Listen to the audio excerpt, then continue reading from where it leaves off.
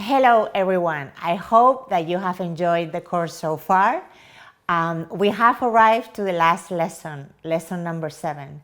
In this lesson, we will talk about art and law, artists' rights, the dangers of appropriation, plagiarism, and falsifications. Also, the different regulations regarding resale rights and what countries have them, imports and exports, and the taxes to be paid. We will also talk about the different tax regulations in countries, the capital gain tax when selling an artwork, as well as how free ports are an important and great advantage to our galleries, our dealers, and art collectors. We will also talk about donations and sponsorships. And finally, at the end of this class, we will also count with the presence of the art expert Anna Gisbert, who will talk in detail about art insurance. Enjoy! It hasn't been up until recently that the legal branch related to the law of culture has been further developed. Within this branch, we can find the laws that apply to arts. Let's begin by understanding what artists' rights are, more in particularly those referring to visual arts, to paintings, sculptures, photography, prints. Artists' rights are the type of legal rights exclusively assignable granted to the artist for a fixed period of time to print, publish, remake, film, or record. It is possible to obtain them automatically without having to pay for them. When an artist creates an original work, including prints, drawings, and photography, he or she automatically is granted artist rights over that artwork.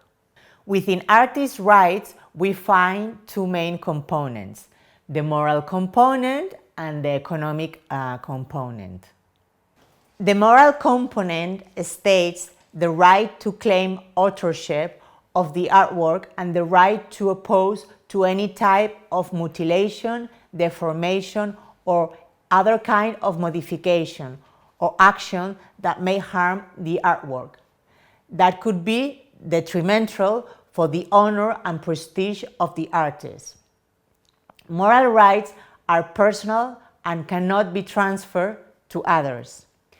The economic component states that if an artwork can be sold or if it can be managed by a third party.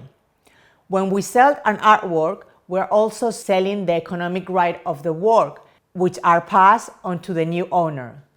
For instance, if we take the example of an artwork sold through a gallery, which artist is within the speculative market, then the gallery price might be lower than in the secondary market, meaning at auction. Therefore, the gallery can choose to include in the selling contract a clause which stipulates that if the buyer of the artwork wants to resell it in the next couple of years, the gallery has priority to repurchase it. I find this type of contracts helps to keep the market more stable and to avoid sudden increases in prices and art speculation. These contracts also help to make the increase of prices in a more progressive and organized way. So what is the purpose of artist rights? It is to avoid falsification and adaptation. To avoid falsification is to prevent works from being copied and resold as fake artworks of an artist. I would like to share a somehow funny example about Camilo José Cela, who was a very famous Spanish writer and a work he owned by Joan Miró. One day, Camilo José Cela decided to invite Joan Miró to his house. At the same time, Camilo José Cela had no idea he had acquired a falsification work by Joan Miró. So while there, Miró realized that his painting was a fake copy and suddenly stopped the work. After realizing how he had reacted, Miró decided to reinterpret the work and transform it into an original and authentic piece of his. How can we avoid falsifications? Some of the keys to identifying falsifications are verifying the seller. This means checking if they are well known in the market, if they have a good trajectory, a good reputation, if they are known for doing good research work in terms of checking the provenance of the works, and finally, if they are trustworthy within the art market. Checking that all the artworks come with a certificate of authenticity. This should apply to both living artists and deceased ones. Making sure of the authorship of the work through experts. They should help us obtain a certificate of authenticity, a certificate of the work's state, a detailed report on the provenance and the history of the work. However, we have to keep in mind that falsifications are more common in the old masters and antiques market than in the modern and contemporary one. Why? Because, for example, we may find ourselves with works from the 15th century but which were falsified in the 18th century. Therefore, the whole process of identifying color pigments and materials used becomes more complex, and identifying a possible creation date to certify the authenticity of the work is difficult. We have to take into consideration that at that time there were less art market agents to keep documentation and tracks of artworks movements.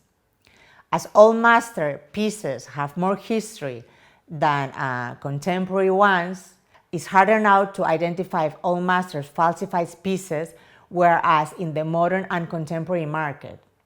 If the artist is still alive, a falsification is more complicated and difficult to accomplish, is also very risky, as the living artist can verify the authorship of the work. Again, because of the fact that most of the contemporary artworks are documented thanks to the transparency of information in the art market between the different sale agents, meaning auction records, galleries, and museums, exhibitions, for example. So we have now a clearer idea of what pieces belongs to a contemporary artist. After having discussed how to identify falsifications and explain how to avoid them, we will now talk about adaptation of artworks. Like I mentioned, artists' rights also help avoiding adaptations. These can fall into two categories of appropriation and plagiarism. Appropriation is the practice of making an image, work, or artistic proposal your own. How? By giving it elements that change the meaning of an original piece. This practice is more common of the postmodern times, where artists are not denying the previous discourse, but adding and transforming them into their own. The meaning and symbology of the work are replaced by others. Appropriation has become a technique through which artists make themselves a name, make themselves stand out, and show the validity and veracity of their creation. On the contrary, plagiarism consists in copying works from other artists in a very similar way to the originals, or even inserting a piece of the original within the copy. Let's now think of an example of appropriation. In this example, we see how the American photographer David LaChapelle reinterpreted The Last Supper by Leonardo da Vinci. In the following slide, we have another example of appropriation. On the right, we can see an artwork created by Marcel Duchamp. As we have previously mentioned, one of the founding fathers of the art movement Dadaism. The work is an irreverent appropriation of Leonardo da Vinci's Mona Lisa. The image shows the Mona Lisa with a mustache, beard, and the letters LHOOQ, which alludes to the French phrase of "she has a hot ass." Hence, this was a kind of satire to Leonardo's Mona Lisa. Let's see another example. This one is of plagiarism. Our example is that of Jeff Koons and the Centre Pompidou in 2019. Both agents were sued for plagiarism because of the following work from 1988, Naked, which was exhibited at the retrospective exhibition of Koons between 2014 and 2015 at the Centre Pompidou. This was one of the most visited exhibitions in the history of the Centre Pompidou by the living artist. Over 500,000 tickets sold. However, due to this exhibition, the French photographer Jean-François Bouguet sued Koons and the Centre Pompidou for exhibiting a clear copy of this photograph from 1975. As we can see, the photograph was a clear source of reference for the sculpture by Koons. The kids in both artworks have the same position and the same gestures. It was a clear example of plagiarism. Consequently, Jeff Koons had to pay several fines, among them one of 24,000 euros for plagiarism and another one of 4,000 euros to Bouguet's family for publishing the artworks on his website. Appropriation was not regarded in this case because of the clear similarities between the two pieces. In addition, this lawsuit was added to other suits Jeff Koons has had for plagiarism, making all of us question the artistic creativity of Jeff Koons. The following slide shows another example of plagiarism. This one is about the controversial British artist Damien Hirst and the also British artist John Le Carre. During the 90s, they used to be friends and even share exhibitions.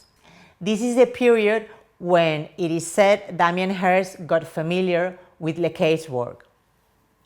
Le Carre has sued Hirst several times. However, Hirst is one of the wealthiest people in the UK, while Le Carre can barely live from his art. In Le Carre's words, Damien Hirst should say the truth.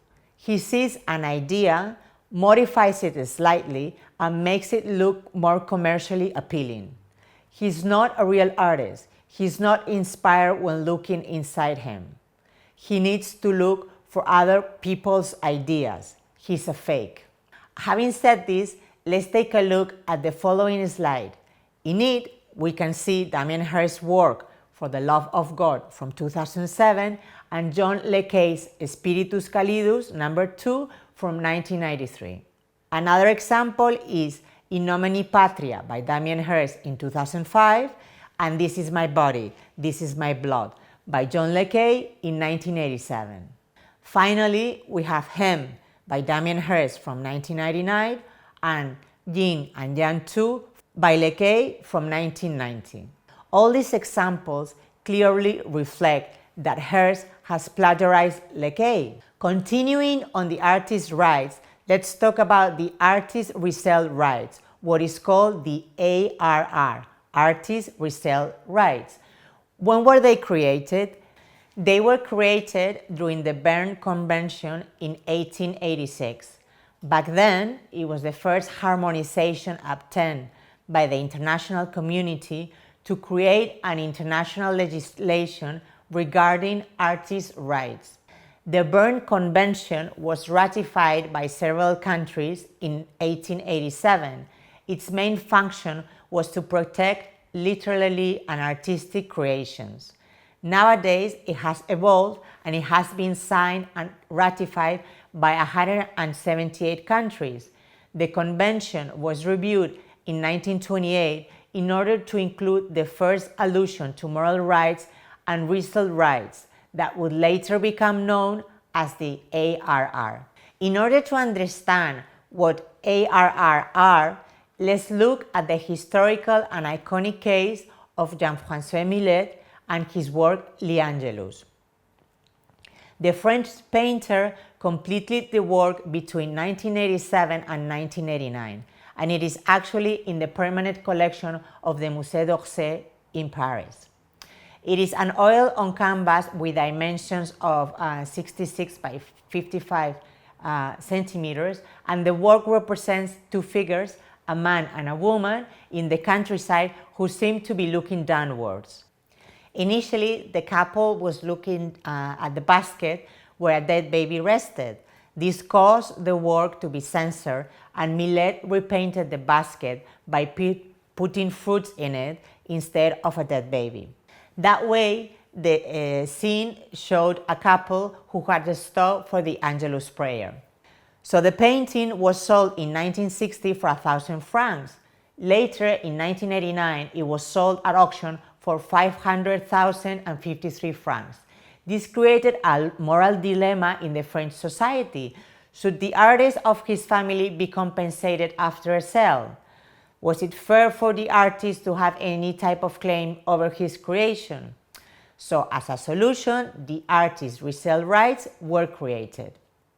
So we owe the ARR to Millet and his melancholic painting, L'Angelus. This painting became an obsession for Dalí, who did several reinterpretations of the work and used the topic several times. So what are the ARR? The artist's resale rights are a decree adopted within the European Union in 2001 to regulate at a European level the right of an artist to be compensated and receive royalties up until 12,500 euros each time one of his or her works are publicly sold.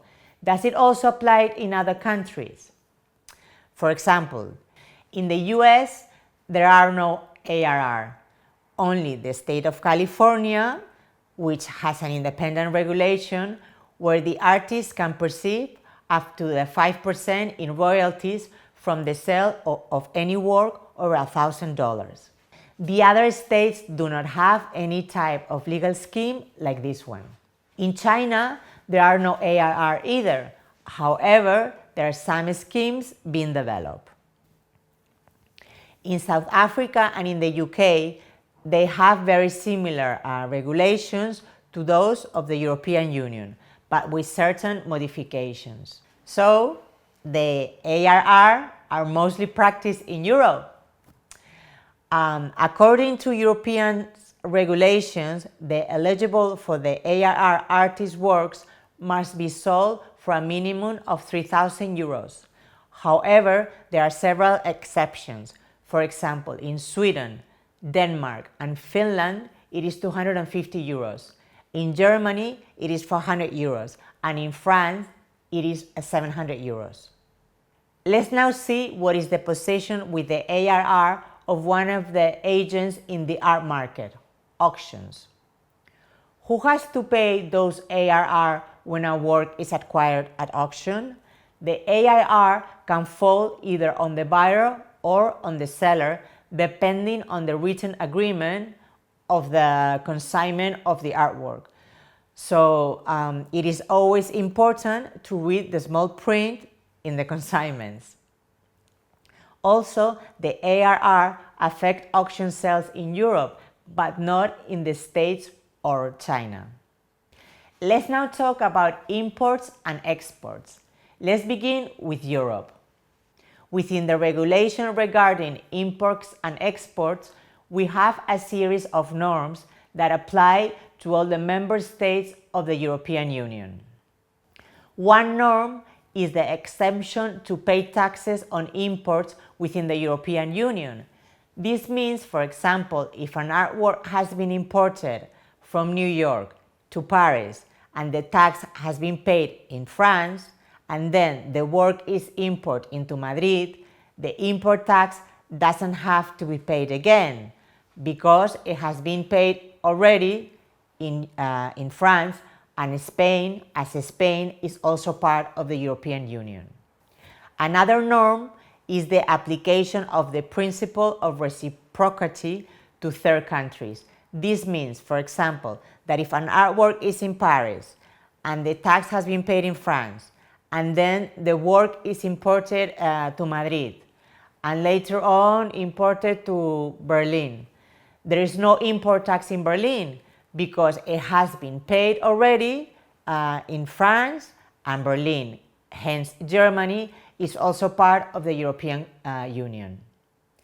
Another norm is the exemption to pay taxes on exports within the European Union. This means the same as the previous example, but applied to exportations instead of importations. Another norm is the exemption to pay taxes on temporary imports. This means that you don't pay taxes on temporary imports. Obviously, if the importation is not permanent, the tax doesn't have to be paid.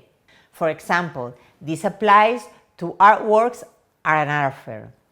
The importations are a short time, as an average fair with installation, fair days, and disinstallation lasts around 9 days.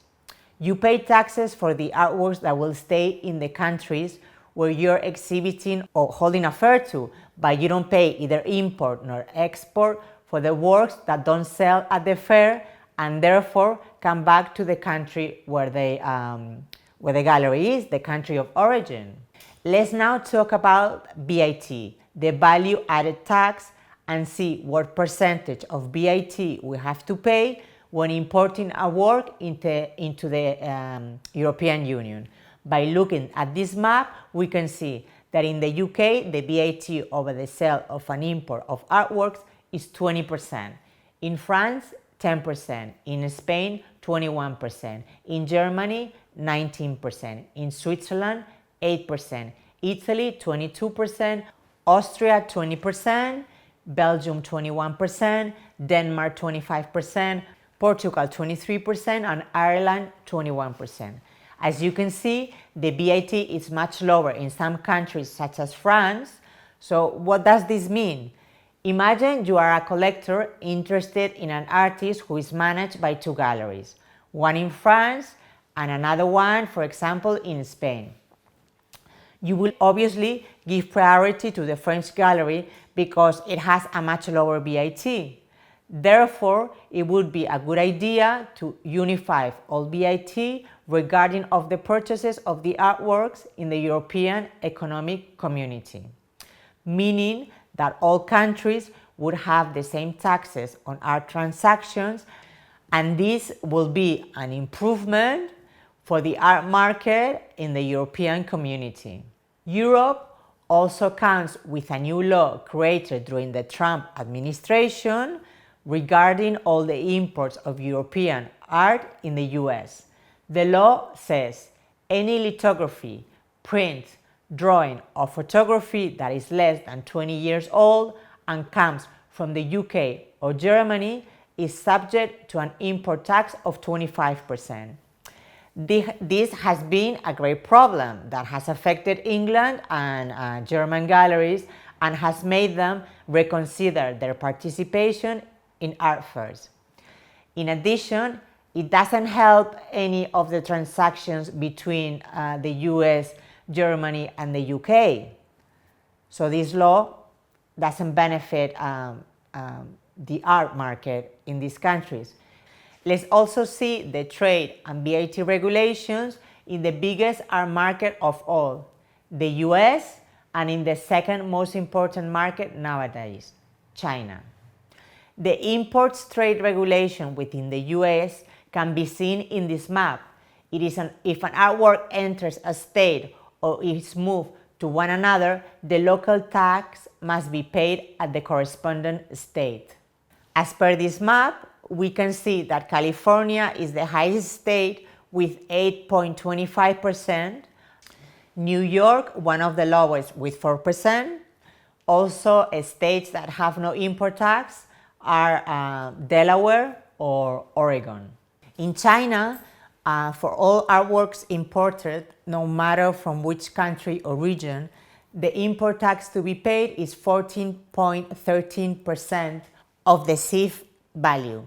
CIF stands for the costumes value of the cost plus the insurance and the freight. When the artworks are imported to Singapore, it's 7%, although the GST must be paid. GST is goods and service tax. And Hong Kong is a free port, which means that there's no tax, and that's a very important reason for Art Basel Hong Kong to be based there.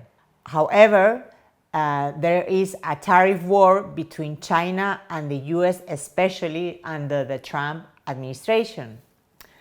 The tariff law affected the art transactions between China and the US in the way that we can see in this chart. According to this chart, for a painting painted by an American that is imported into China, the VAT to be paid is 36.7% as opposed to 14% for a painting painted by a non-American artist. Sculptures have the same duties as paintings and photographs by American artists, are as high as 42%. In addition, effective on September 1st, 2019, U.S. Customs imposed an import duty of 10% for any works by Chinese artists to come into the U.S. I find this total nonsense, and that it could only contribute to slow the art market exchange between China and the U.S., the two current biggest art markets worldwide.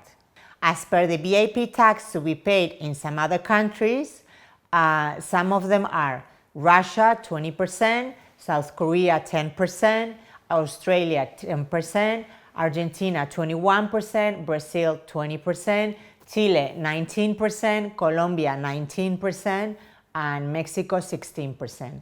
Some countries with very low VAT are Andorra with 4.5%, Canada with 5%, Japan with 10%, Liechtenstein with 7.7%, Panama with 7%, the United Arab Emirates 5%, and Bahrain 5% as well.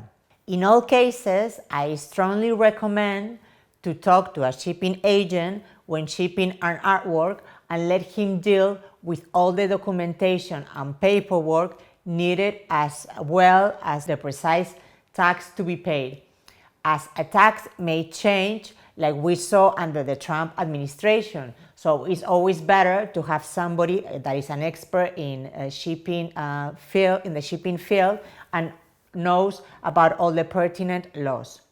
Let's now talk about free ports and why they are so important in the art market.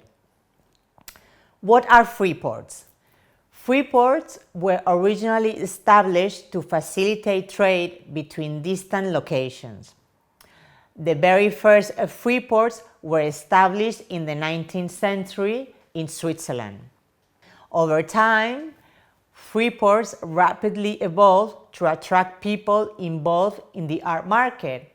Nowadays, free ports resemble modernist museums more than storehouses, with gigantic metal and concrete sculptures in the lobby.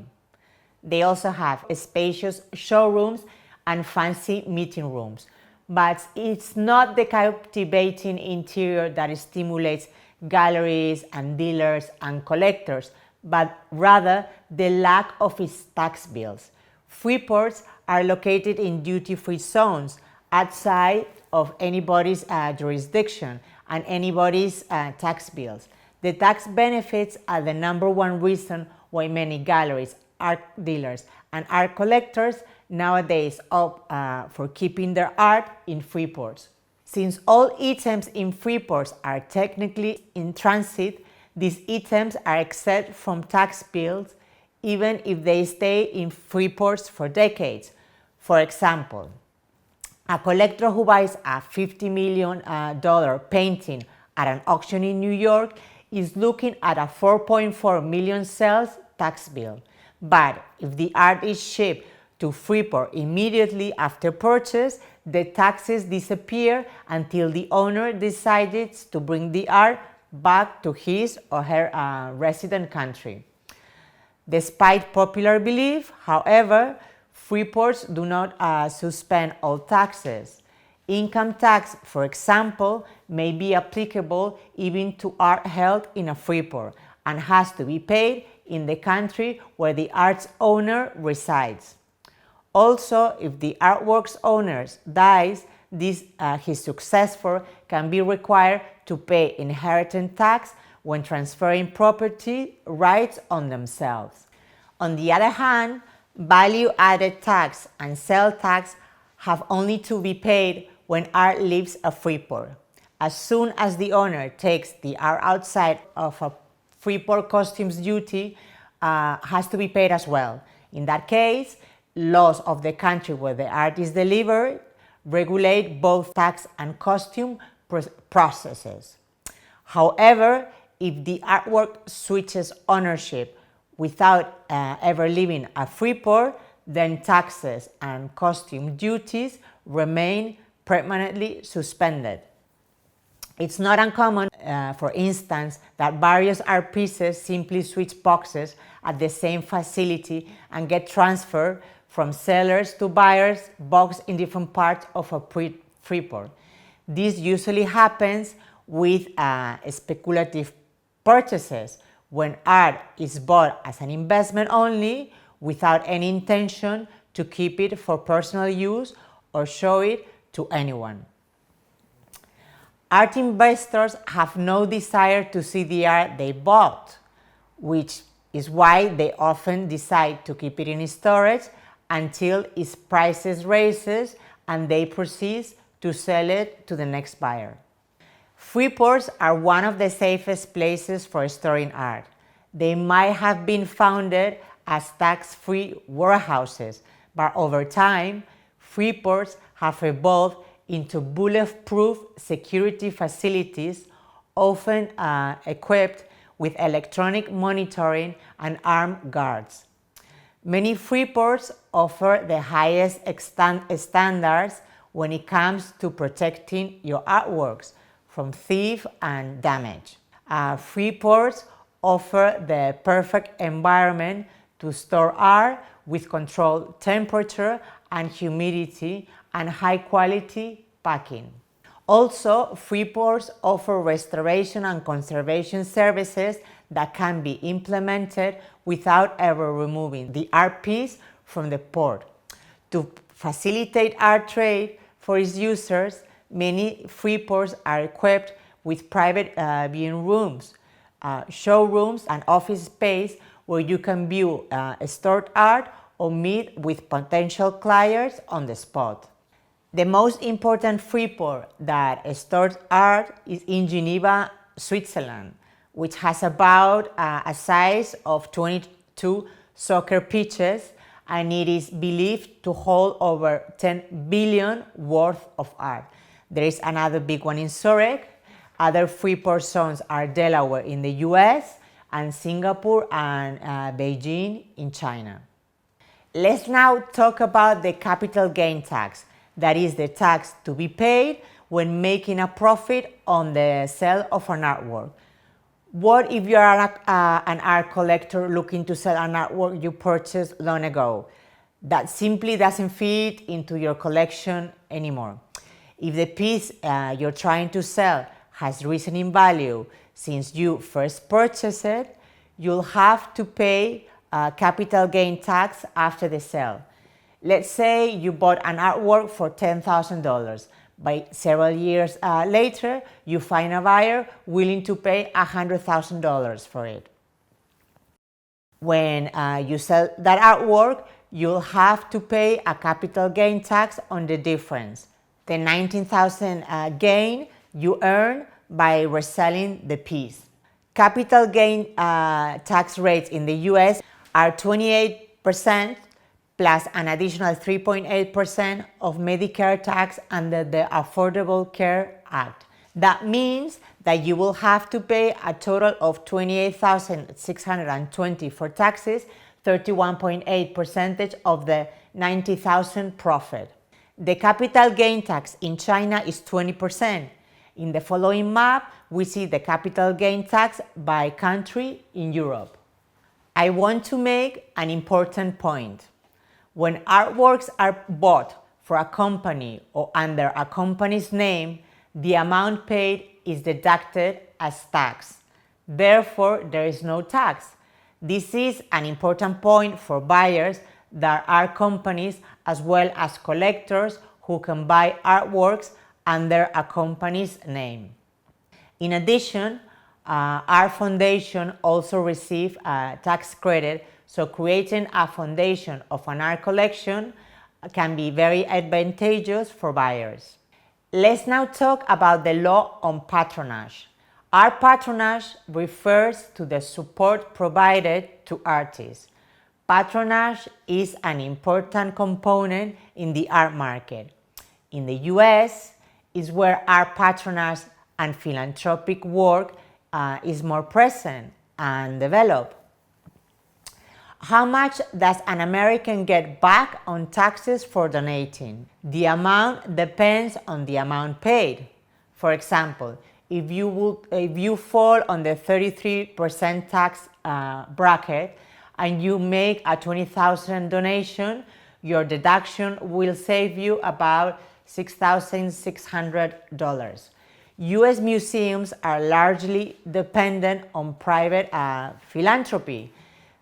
Private individuals donate both artworks and sums of money to museums from which they obtain tax deductions. In the US, donations are not subject to only one type of donor entity. This means they can be for public museums as well as private ones, meaning it can be any foundation or any private institution, not only public institutions. In the US, the tax reduction is of 28%. However, the reduction is applied to the total wealth of the donor and not only to the amount donated. In addition, many art collectors create their own museum, which helps them to share their collection with the public and get a tax deduction and have more possibilities of getting more desirable artworks from artists, since galleries will give them priority as the destination of these works will be a museum instead of a house. Some examples of art donors in the US who have their own museums are Ellie and Ethai Broad. The Broad Art Foundation was created in 1984 and they have done over 8,500 loans to 500 museums and galleries. The Broad Art Museum opened in 2015 and its admission is free. Michael Riles, who created the Glenstone Museum in Potomac, Maryland, it is the largest private contemporary art museum in the States, and it holds a collection of about 1,300 artworks from post-World War II artists from all around the world. Let's talk about philanthropy in the second biggest art market, China. In China, philanthropy is considered the third form of wealth distribution. Philanthropic motivations in China largely reflect internal values, and many see philanthropy as a moral code for all, not only for the wealthy. Philanthropy is mainly a practice of gratitude and giving back in China.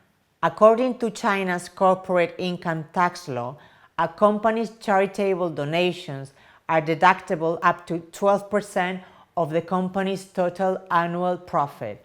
For individuals, the amount of income tax law can be fully deductible. Philanthropy in China today is in a state of expansion. Even though its origins are deeply rooted in traditional Chinese values, there is a readiness to borrow from Western philanthropic practices and strategies.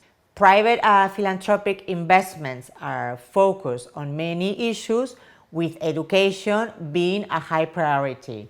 Since 2016, there is a new charity law that encourages the philanthropic sector to grow, consequently with the government priorities. An example of a Chinese art collector who has created his own museum is Adrian Chen, who founded the K11 Foundation, a non-profit foundation focused on young contemporary Chinese artists. By creating this museum, he is giving back to society by promoting the collective of emerging Chinese artists, and he does it for free. Finally, in Europe, according to the most recent data collected by the UE government, there are more than 147,000 entities registered as public benefit foundations are related.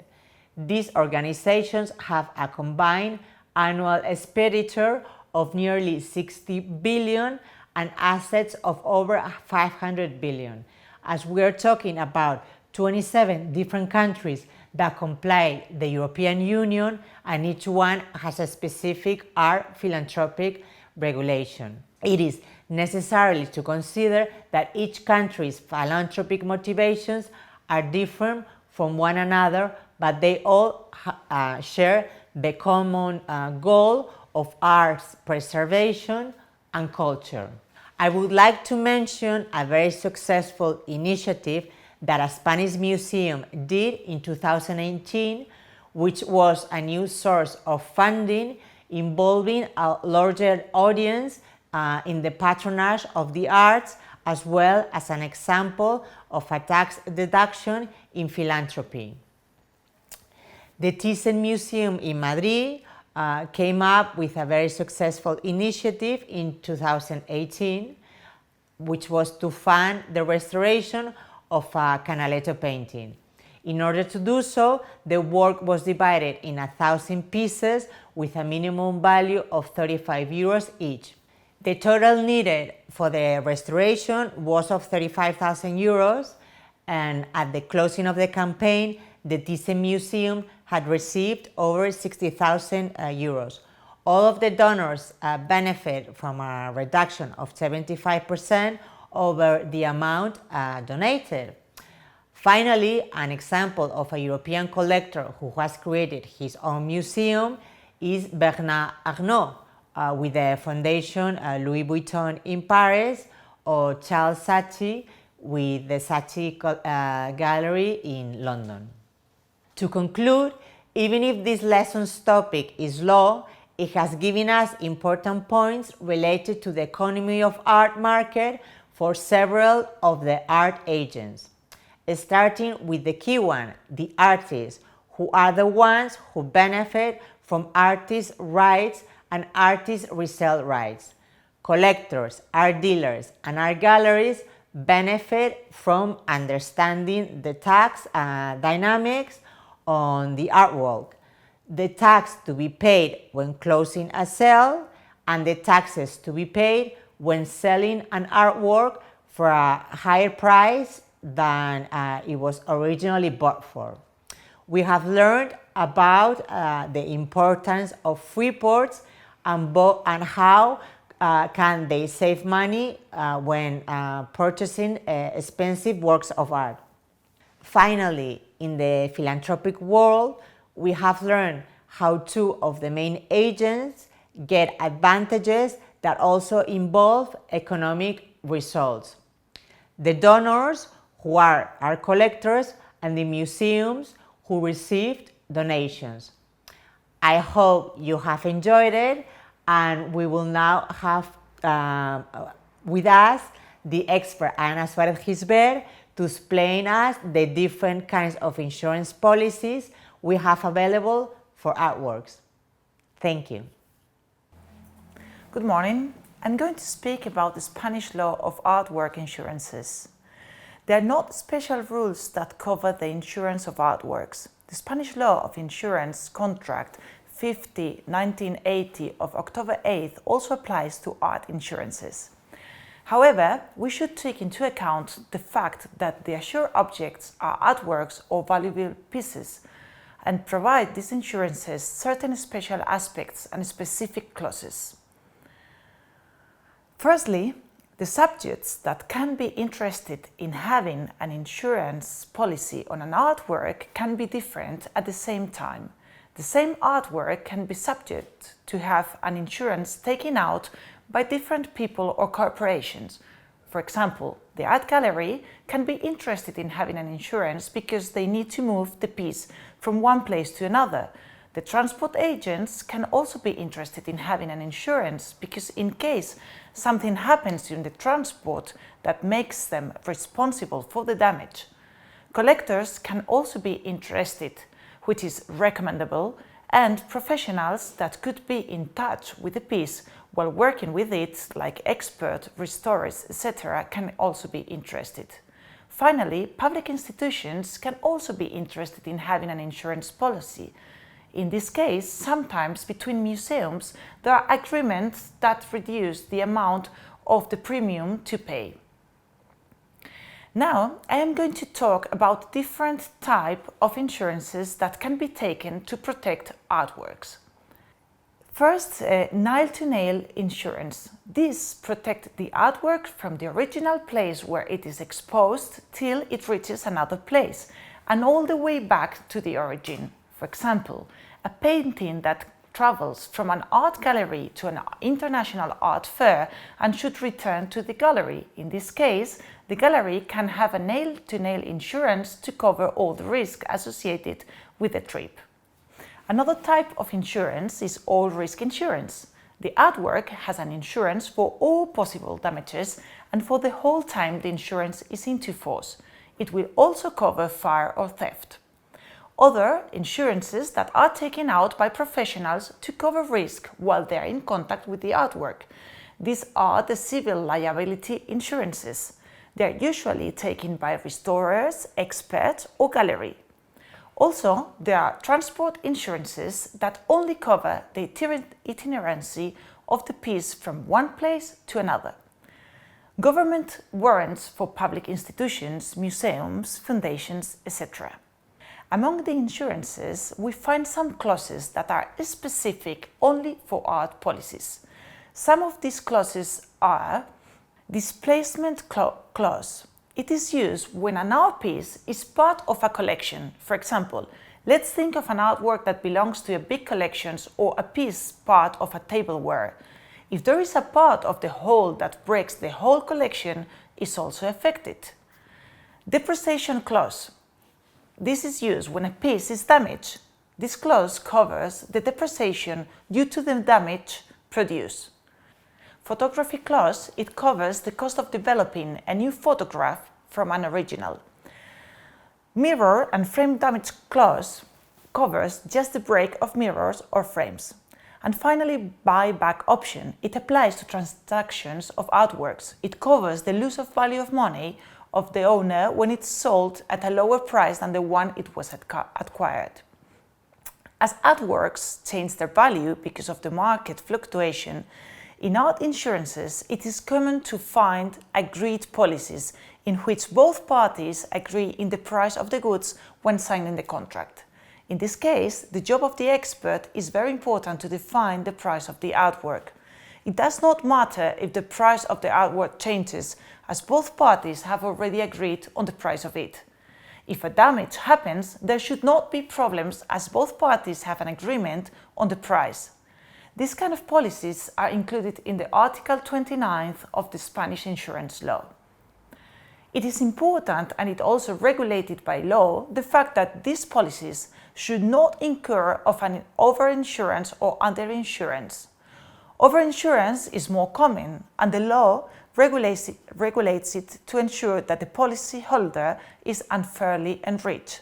This will occur in the case that both parties agree at a higher price than the real value of the good, and then the policyholder produces himself a damage to receive the compensation from the insurance company.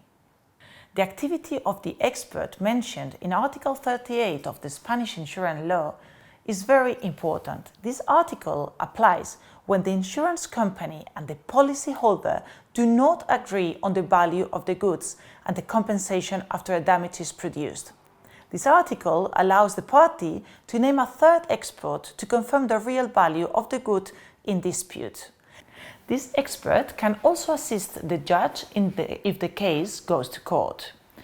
Finally, I would like to mention that the holder of the insurance is obliged to several actions. Firstly, to provide the maximum evidence or documents about the authenticity of the artwork. He also is obliged to review approximately every 2 years the value of the artwork. He has to pay the price of the insurance, and he is also obliged to inform of any damages to the artwork within 7 days. Insurance companies cover the theft of artworks, and if someone buys a piece that comes from a theft, the new owner has the duty of giving it back to the owner that was stolen in the deadline of 3 years. He should receive a fair compensation.